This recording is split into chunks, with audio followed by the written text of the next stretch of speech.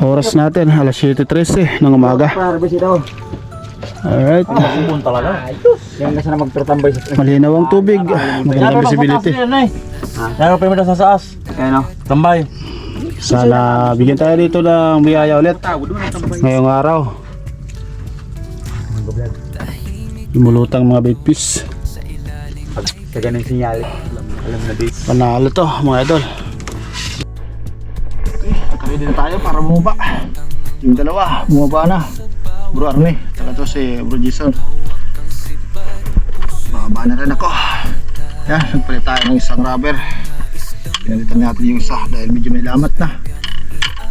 Subukan natin to bagong palit. Oras alas 7:32 ng umaga. Let's go. Drive safe mga idol. Yup. Welcome back sa aking channel mga idol. At samahan nyo ulit ako para sa bago na naman ating episode sa araw na to. Dito pa rin sa Karamuan Kamsur.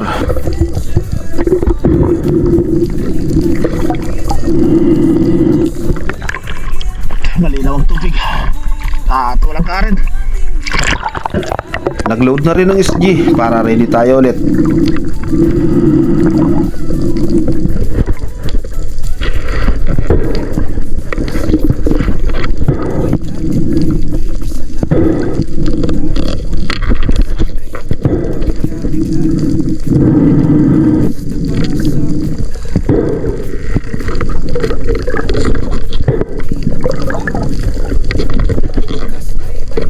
Nakaload na ang rubber at nakaredy na. Kaya samahan nyo ako mga idol. At kung bago ka pa lang at hindi ka pa nakasubscribe, subscribe na rin dito sa aking channel.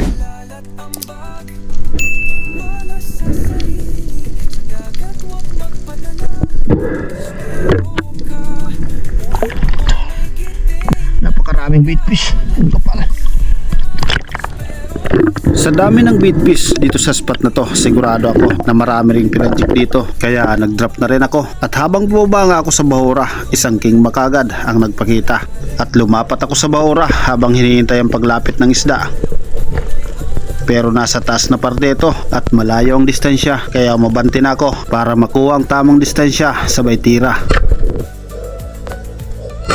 Magandang naging patama para sa unang isda at na-secured nga natin ito at nakuha.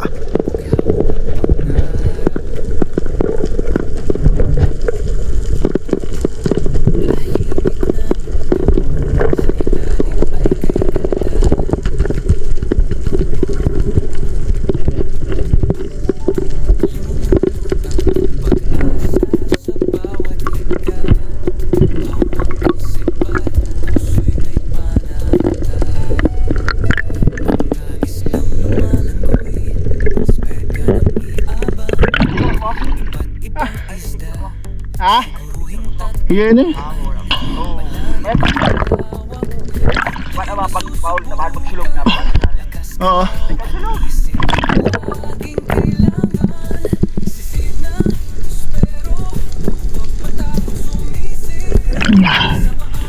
Unang isda natin. King Mac. Maliit pa.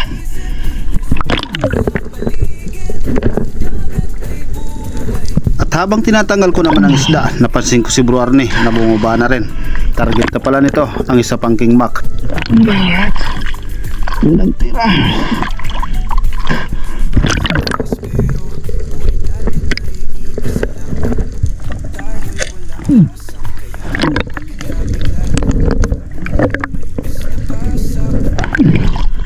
Ayos. Tumira si Bro Arne, King Mac din.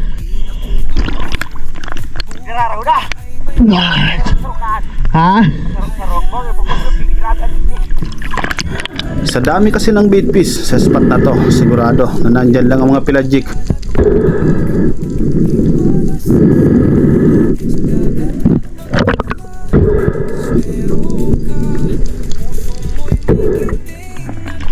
Maliliit pa, pero okay na yan. Nag-iisa na kami ni Bro Arne.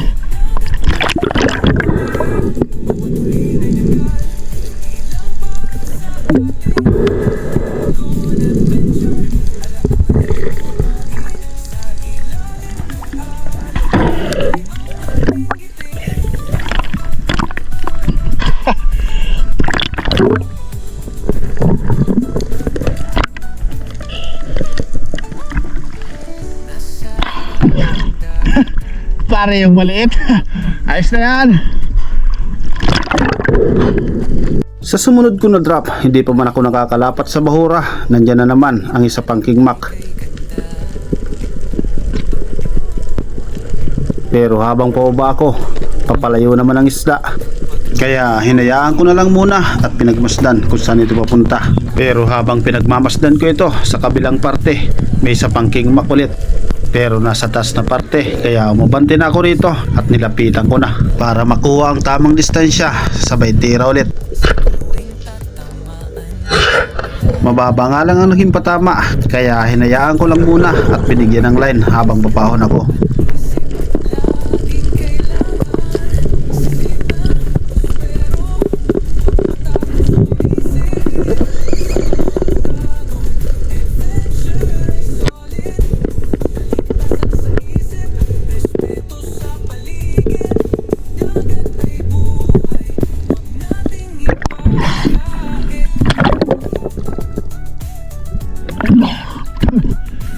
Pangalawa.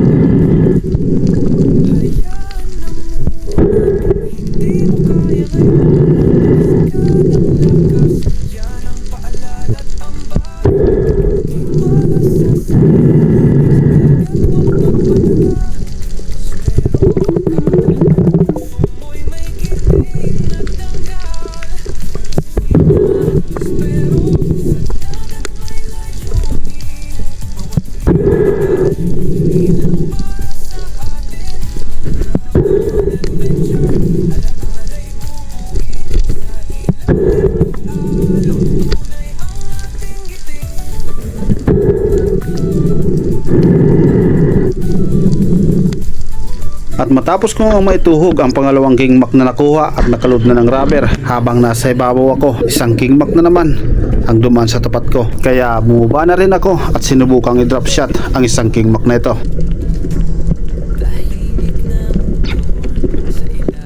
Nag-close open na rin para mapansin tayo ng isda habang sinusundan ito. At dito ay nagmadali na ako para maabutan ng isda, sabay tira. At natamaan nga natin ulit, pero hindi magandang naging patama, kaya hinayaan ko lang ito at binigyan ko lang ng line habang pabalik sa surface.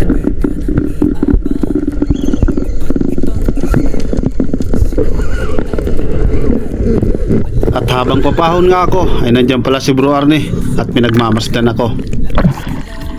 Sige, shot mo na mababa ang patama.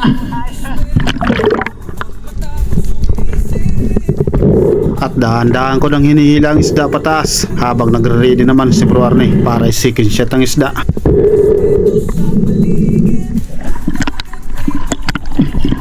Second shot natin kay Bro Arnie. Ayan.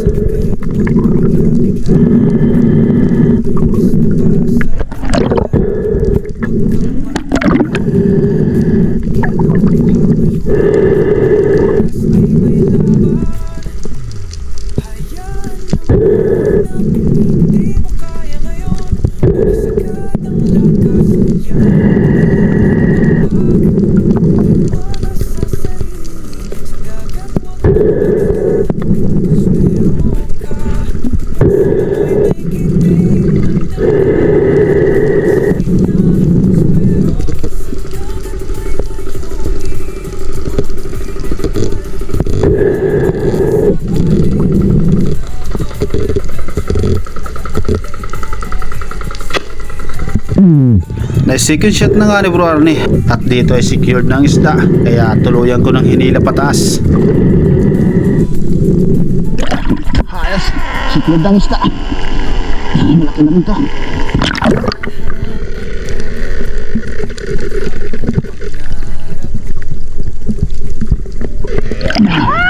Ayos.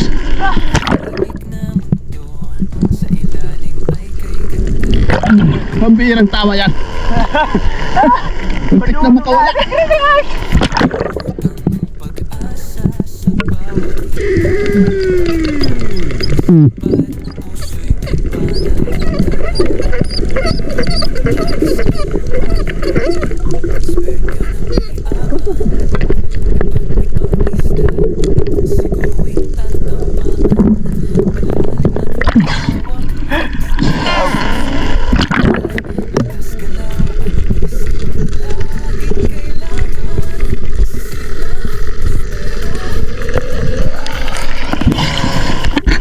Pangatlong kingmak natin mga idol. At tumabanti lang ako ng konti kung saan ko nakuha ang pangatlong kingmak.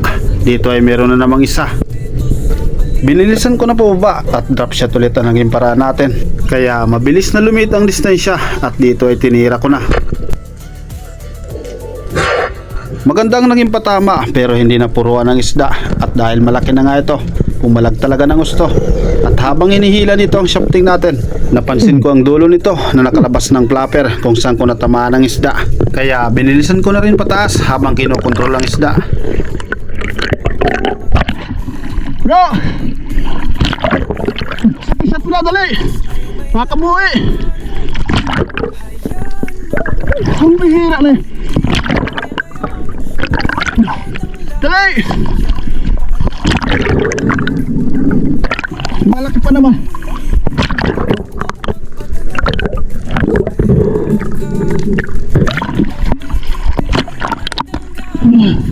Lumabas yung flapper.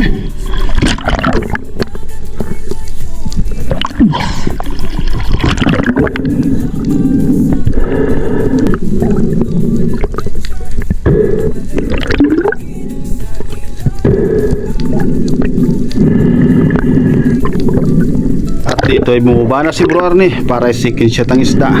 Pero malayo ito at hindi niya maabutan.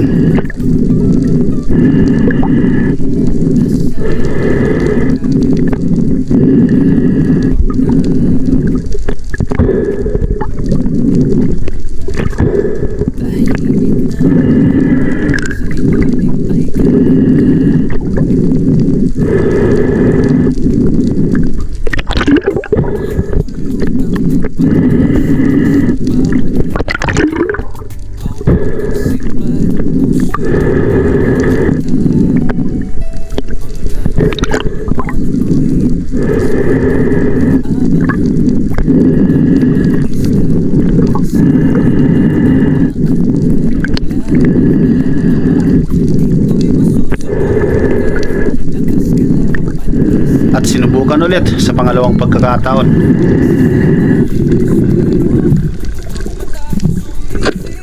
Second shot na ulit ni Bro Arnie, kaya secured ang isda at nakuha natin ulit.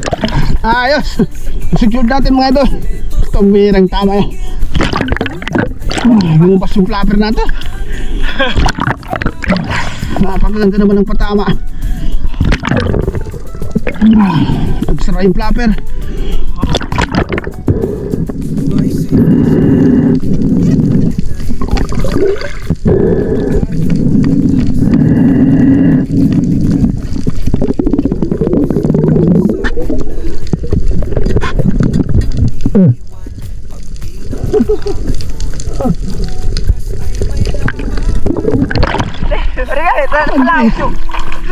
Kunting-kunti na lang.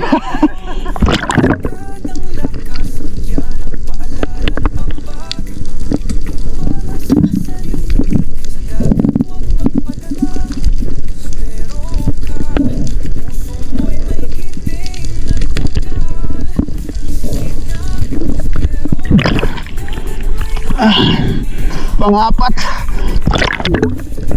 Si flapper? Ha? Nakalaw si flapper. Buti na lang hindi nakawala.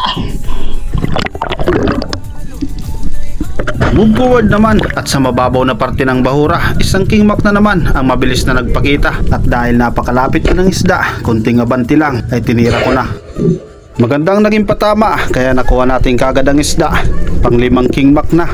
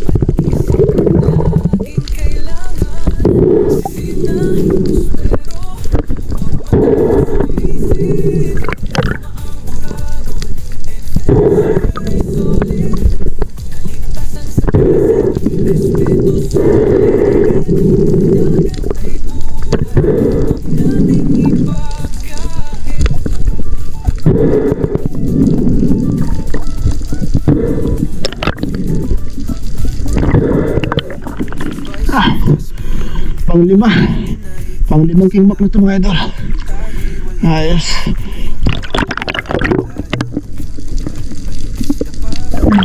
Dito lang sa mababaw na parte.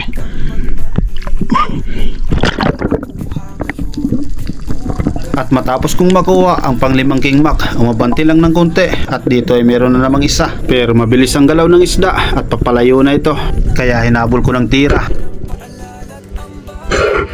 At natamaan nga natin at nakuha ulit. Pang-6 na king mac na.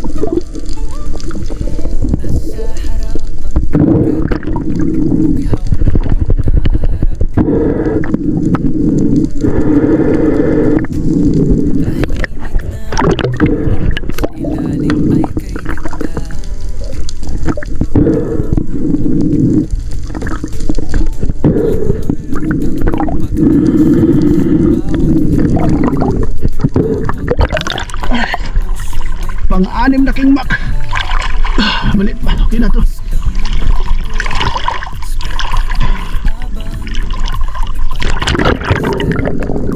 Sa part naman na ito, wala nang magpakitang king mac habang nasa ibabaw ako. Kaya lumapat ulit ako sa bahura at nagbakasakali ulit na mayroon pang lumapit na pelagic. Nandyan lang ang mga bait fish at napakarami nito. Kaya abang-abang tayo.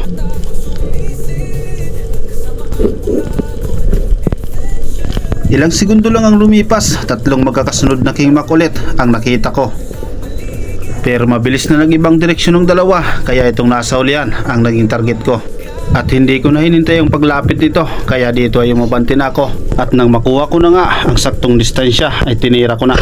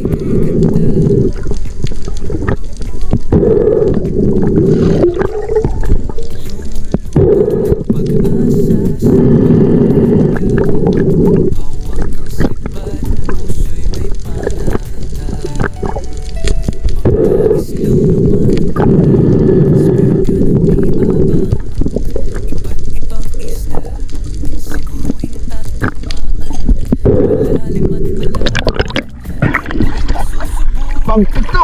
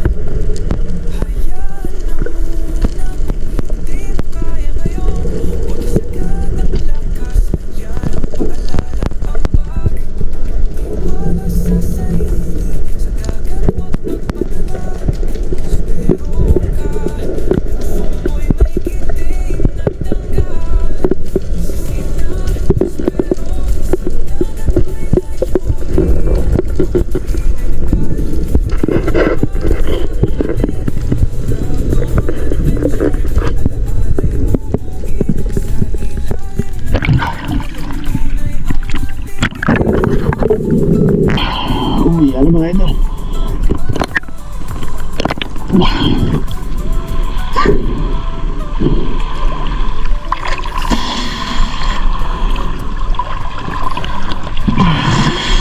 Video lang mo ko rin eh. Ah, Video ang nila motor. ah, Solo-solo baga na sakay sa itong babae. speedboat. Makabot niya ako. Itong nakulere ba?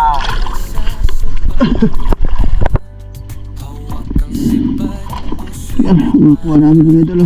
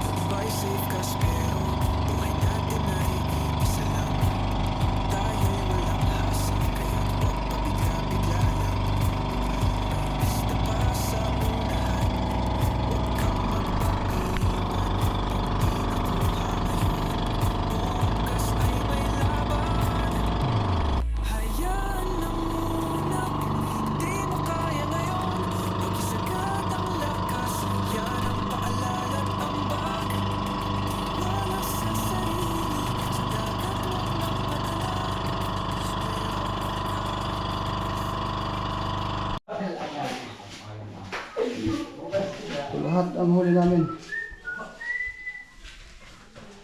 10 timbak. 2 ligo fish.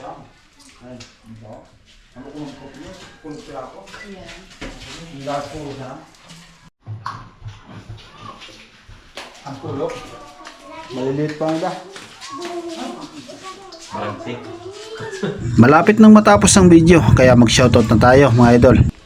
Shoutout kay Permin Loren Kalaykay, Jimmy Gasudulay from Bulan Sorsogon, Elmer Marcon and Andon family from Kalayo, Kabatuan, Iloilo, Rinan Ligas from Saudi Arabia, Riyadh, Felix Kiroy from Lapu-Lapu City, Raymond Talamor from Sagay City, Negros Occidental, Diswasido family from St. Gregory Village, Cainta Rizal, sa Arinas family from Cagayan de Oro, Felix at Nora Lungkop from Norsagaray, Bulacan. Ray Cati Gubres from Bulan, Sorsogon.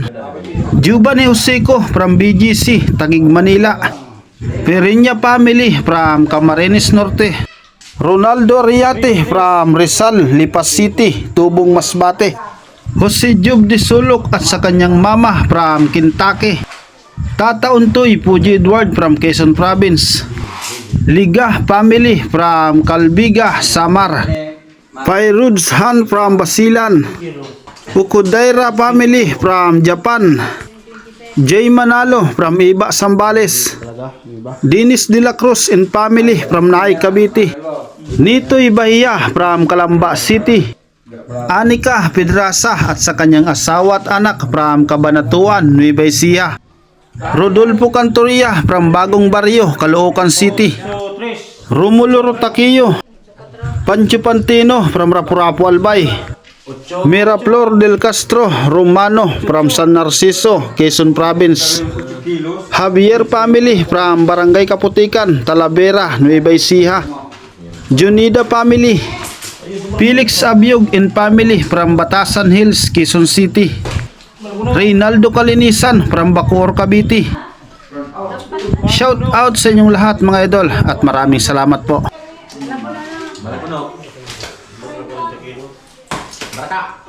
Tarong kilo. Ano nga rin yan digdi? B1. B1 daw yan. Tarong kilo. Naagsak ko ba? 1 kilo? Huwag ka kanya na sa ano, sa hunasan. Sabit sa ano. B1 pala yan dito, B1. At ito na mga idol, ang halaga ng mga nahuli nating isda. Tutin nga pala mga idol, ang kilo ng King Mac, mali lang yung nakasulat. At 170 naman ang Malagono. At yung Lapu-Lapu, 170 rin. Kaya 8,444 ang halaga ng mga nakuha nating isda. Okay na rin to. At maraming salamat sa biyaya ulit.